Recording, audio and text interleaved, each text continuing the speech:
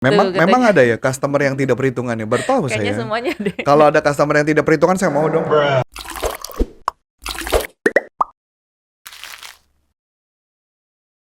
Halo sahabat sales dimanapun Anda berada, jumpa lagi dengan saya Namilani dalam YouTube channel Coach Antonius Arif yang membahas tentang selling dan marketing. Nah sahabat sales, kali ini kita mau membahas tentang bagaimana sih strategi menjual di satu wilayah tertentu ya. Dan saat ini sudah ada bersama saya Coach Antonius Arif. Halo Coach. Halo. Coach, ini ada pertanyaan nih Coach dari Alvaro Kenzi ya. Jadi Alvaro ini dia bilang ini, selamat malam Coach Arif, dia baru saja menjadi salah satu manajer sales. Selamat Wah, dulu ya. selamat ya. Woi, selamat. Berarti komisinya lebih gede dong. Iya, tapi permasalahan tambah ya. Nah, ini jadi tugasnya dia mengatur strategi penjualan buat tim di lapangan. Nah, mereka ini dari perusahaan herbal. Jadi penjualannya dengan door to door. Nah, dia mau nanya nih, jadi wilayah yang lagi mereka kunjungi Kunjungi. saat ini itu karakternya, biaya hidupnya di wilayah itu mahal gitu. Jadi semua pengeluaran itu perlu perhitungan gitu Memang katanya. ada ya customer yang tidak perhitungan ya? Baru tahu Kayaknya saya. semuanya deh. Kalau ada customer yang tidak perhitungan saya mau dong. Nah, jadi Alvaro Ada pengen sih tahu. sebenarnya customer yang nggak perhitungan. Apa tuh Coach? Customer yang kaya raya. Cuman yang jadi masalah kaya raya nggak mungkin beli herbal. Langsung ke rumah sakit yang termahal dia ya. Justru kalau herbal itu jualannya kepada orang yang kurang mampu. Iya dong. Iya, Karena iya. ada yang namanya alternatif. Oh iya, betul Iya alternatif. dong. Nah, jadi Alvaro tanya bagaimana menghadapi kondisi seperti itu supaya jualan meningkat dan gimana mengatasi sales lapangan supaya mudah jualan. Nah, gitu aja sih Satu-satu Coach. dulu. Ini kebanyakan nih pertanyaan. Jadi pertanyaan mana yang mau ditanya dulu? Kayaknya baru diangkat jadi manajer Iya, sales jadi sih langsung manajer banyak pertanyaan. banyak pertanyaan dan dia bingung ya. Iya. Kalau mau cepet tuh maksudnya mesti join di salesuniversity.id ya. Di sana tuh ada langsung bagaimana caranya menjadi pemimpin, Betul. jualannya omset Iya, gila-gilaan ya. mungkin next nanti dia bisa join. Iya, betul. Ya, langsung satu pertanyaan dulu, Bu. Yang mana mau diajukan Jadi dulu? bagaimana mengatasi dengan menghadapi kondisi di wilayah yang seperti itu sih Coach? Mengatasi baik-baik aja sih, Bu. Apa yang mesti diatasi? Bingung saya. Nah, jadi apakah ada tips and tricksnya supaya penjualannya bisa lebih meningkat? Ini nih pertanyaan yang sulit, sulit ya, bukan sulit. Jawabannya sulit, pertanyaannya gitu ya. Saya cuman bilang begini, kalau jualan tuh kan ada macam-macam teknik. Ada yang namanya sistem bagaimana caranya melakukan teritori, ya kan? Sistem itu kan ada teritori. Nah, sistem teritori bagaimana kita melakukan kunjungan, itu memang ada tekniknya. Teritori kan ada macam-macam cara tuh. Ada yang metodenya rumah ganjil-ganjil, rumah genap-genap gitu, itu juga benar gitu ya. Ada juga yang modelnya clover leaf gitu ya, kayak kembang bunga clover gitu ya. Itu juga ada. Semua masing-masing ada juga. Ada yang metodenya kayak zigzag dan sebagainya ada. Tapi yang paling gampang kalau kita mau jualan dari rumah ke rumah, saya biasanya kita tahu dulu apalagi herbal. Kalau kita bicara herbal, obat itu untuk penyakit apa? Nah, obat untuk penyakit apa, kita nggak bisa jualan, anggaplah ini obat herbal, saya langsung ngomong, ini ada obat Bu, obatnya bagus. Itu orang nggak akan tertarik. Dokter juga nggak pernah bisa jual obat kan, kalau mengatakan, oh ini ibu, ini obatnya bagus. Lah emang sakitnya apa? Sakitnya mah kita kasih obat eksim, ya kan nggak ngaruh Bu. Nah jadi dokter pun ketika jualan, kalau saya mengatakan walaupun mungkin para dokter keberatan kalau dibilang jualan ya, dokter pun ketika memberi solusi, itu pasti solusinya adalah sesuai dengan problem yang mereka hadapi.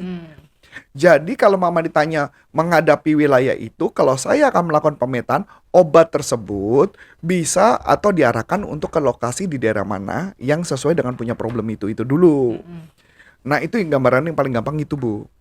Misalnya obat apa? Saya kan macam-macam nih obat, macam-macam. Ada obat diet juga bisa dibilang herbal Bu. Betul dong? Herbal itu mungkin dari tumbuhan tertentu. Iya, gitu tapi ya. tergantung sakitnya apa kan? Tergantung sakitnya apa. Makanya balik lagi, saya nggak berani bisa mengatakan karena obatnya nggak jelas sih obat apa. Iya dong. Tapi paling gampang adalah ketika kita jualan, kita harus menggali kebutuhannya dulu. Itu dulu. Ya, kalau menurut saya sih kemungkinan karena dia udah sales manager, nggak mungkin, kemungkinan besar dia nggak mengalami kesulitan itu. Karena dia pasti mengalami kesulitannya adalah ngatur orangnya.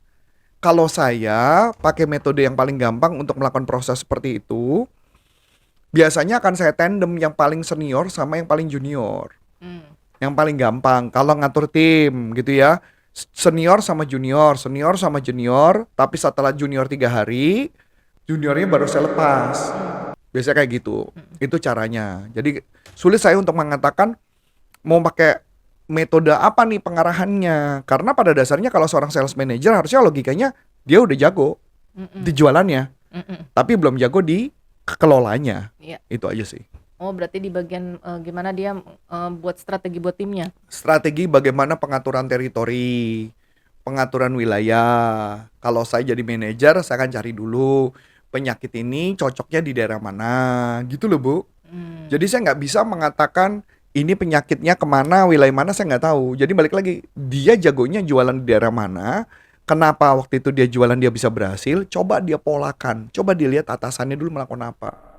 Ikuti aja sama persis, pasti akan baik-baik aja. Tapi paling cuma ngaturin tandem aja, antar tandem senior sama junior, udah gitu aja yang perlu dilakukan. Berarti kalau untuk dia mengatasi yang tadi pertanyaan Alvaro, wilayah di mana biaya ini hidupnya tinggi itu tidak pengaruh ya coach ya? Karena pertanyaannya gini deh, contoh sederhana. Kalau Anda pernah jadi seorang sales, dan pasti Anda dianggap jadi sales manager karena pasti Anda berhasil dong. Mm-mm. Kok Anda aja bisa?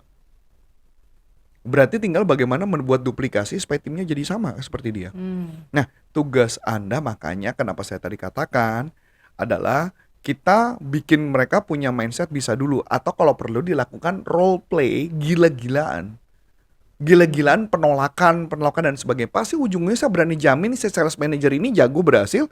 Pasti mereka pakai gali kebutuhan, nggak mungkin ya akan nembak langsung, nggak mungkin. Hmm. Pasti. Jadi dia hanya menduplikasi keberhasilan dia kepada anak buah, intinya itu. Ya, seperti mentoring gitu ya coach ya? Jadi kalau perlu sih manajer ini mengidentifikasikan ada berapa jenis penolakan. Nah, berapa jenis penolakan inilah yang dia latih di dalam kelas. Oh, yang dia alami berarti ya? Betul. Oke. Jadi sahabat sales, terutama Pak Alvaro ya. Jadi ini pengalaman Anda itu sangat berharga yang bisa dipakai untuk melatih tim Ya karena timnya sendiri. nggak mungkin seseorang bisa jadi sales manager kalau dia nggak pernah punya pengalaman sih.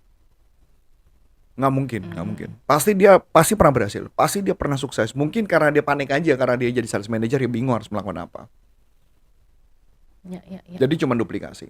Itu Oh, pertanyaan berarti satu. duplikasi ya? Pertanyaan lagi apa lagi kalau nggak salah, dia bertanya apa lagi? Pertanyaan cuman itu aja sih coach. Jadi gimana dia menghadapi dengan wilayah seperti itu untuk meningkatkan penjualan, sama strategi apa untuk tim salesnya supaya gampang jualan di lapangan. Kalau saya rumusnya yang paling gampang ada rumus mentoring ya. Ini rumus mentoring yang paling sederhana kalau ini dipakai masih John C. Maxwell. Rumusnya adalah 2-2-2-2. Jadi 2 pertama adalah si atasan yang jualan 100% gitu ya. Dan setelah dia jualan, kemudian anak buahnya ngikutin, kemudian kita tanya, apa yang kamu pelajari? Apa yang kamu pelajari tadi yang ketika saya lakukan? Nah, ini pernah saya ingat banget, ada satu temannya Bu Ana pernah cerita. Jadi dia sebagai pemilik perusahaan bersama anak buahnya. Anak buahnya datang ke pameran bersama dia. Dia tunjukin caranya, anak buahnya keluar semua, habis itu beli jajan, beli es. Dan akibatnya timnya nggak belajar apa-apa. Saya bilang itu salah perekrutan. Karena yang direkrut adalah sales sembarangan. Baru ngikut sebentar bosnya dia bilang capek. Nah makanya kenapa interview yang paling penting pertama adalah saya ngeliatin attitude-nya dulu. Di develop gampang, buktinya kan temen ibu itu berhasil sekarang. Saya cuma bilang begitu. Makanya kenapa kegagalan terjadi karena dia salah ngerekrut. Jadi sama kalau mama saya nih punya timnya baru diajarin, sebentar baru ngikutin berapa lama, dia bilang alasannya lapar pak, mau beli gorengan gitu loh. Terus lama nongkrongnya daripada jualannya, itu mah udah saya buang gitu. Jadi rumusnya tadi ya 2. Oh, ini juga terkait dengan pertanyaannya Pak Alvaro yang berikutnya nih coach. Jadi memiliki mental yang lebih baik berarti tadi belum ya. selesai ya. Jadi 2 yang pertama tadi ya, 2 pertama. Jadi artinya kita tunjukkan caranya, dia perhatikan. Nah setelah itu 2 lagi, 2 berikutnya kan jadi 2 yang kedua adalah saya minta dia yang ngebuka. saya yang nutupin. Minimal di greeting lah. Kita tentukan aja di misalkan, halo selamat pagi, atau ketok pintu. Tok tok tok tok tok, selamat pagi ibu, saya dari ini. Buka pintu dulu. Habis itu dua sisanya kita yang nutup. Setelah selesai kita tanya lagi, apa yang kamu pelajari? Udah, dua lagi berikutnya, rumusnya dibalik. Rumus yang ketiga, saya yang ngebuka, dia yang nutup. Dia belajar dong. Sudah. Abis itu yang terakhir. Dua yang terakhir, dia jualan, saya nemenin doang. Saya nggak komentar apapun. Setelah selesai, kita tanya apa yang dipelajari. Kata kuncinya cuma satu. Kalau mereka salah gimana? Jangan diperbaiki. Di tempat customer. Saya ulangi lagi. Jika mereka salah, jangan diperbaiki. Di tempat customer. Yang diperbaiki adalah setelah selesai, apa yang kamu pelajari dan kita perbaiki. Evaluasi gitu ya. Evaluasi setelah itu, tolong deh kamu lakukan. Dapat ya? Ya, Ini ya. kesalahan atasan nggak? Karena dia nggak mau gagal jualan, dia bantu jualan di saat itu. Itu akhirnya membuat dia nggak berani orangnya. Kalau saya nggak, lebih baik biarin aja mereka salah. Tapi nanti diperbaiki nanti di belakang. Gitu ya? Ya, ya. Clear ya? Nah, tadi pertanyaan satu lagi Bu, kalau saya boleh tahu. Ya, itu tadi berkaitan dengan bagaimana mentalnya mereka tuh coach. Kalau mental itu sebenarnya yang perlu dilatih adalah saya tidak minta kepada dia berhasil. Saya minta mereka gagal. Jadi saya ambil contoh, kayak waktu itu ada saya ngajar di satu tempat gitu ya. Ini saya lupa ya, kalau nggak salah orang Pontianak apa orang Samarinda gitu ya.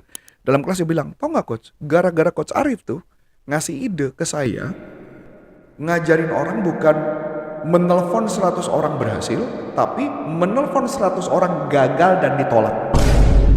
Dan tahu apa yang terjadi? Dari 100 orang yang ditolak, dia belajar memperbaiki. Ngerti gak maksud saya? Kebanyakan sales yang gagal adalah ditolak 100 dan tidak memperbaiki apapun. Dan dia gagal terus, yang ke 111, 120, 200 gagal lagi. Kalau saya kemarin kebetulan saya ngajar gini. Ini udah berapa kali saya ngajar gini. Gagal 1 kali normal. Gagal 2 kali normal. Gagal 3 kali bodoh itu namanya. Ya dong. Betul dong, Bu. Kalau gagal 1 kali dia jatuh normal dong. Belajar nggak? Belajar. Karena dalam NLP kan ada kalimat, tidak ada kegagalan, yang ada hanya umpan balik. Lah kalau dia gagal, ya perbaiki. Kalau sales yang tidak jago, apa yang terjadi? Melakukan kesalahan sampai 500 kali pun juga dia salah terus. Makanya mental bagus kalau dia tidak punya rencana untuk memperbaiki, percuma. Percuma. Ya, ya. Yang penting adalah dia punya mental mau memperbaiki. Jadi tugas kita pada saat interview kita tanya, kalau pernah gagal, pernah. Terus apa yang kamu lakukan? Ya udah lupain. Bukan memperbaiki. Ya udah lupain. Berarti pernah gagal lagi? Pernah. Gagal yang sama? Iya. Dia nggak pernah perbaiki. Lupakan. Lupain terus dia. Kita lebih baik cari orang yang mau memperbaiki, bukan melupakan. Karena tidak ada kegagalan, yang ada hanya umpan balik. Itu aja yang. Oke.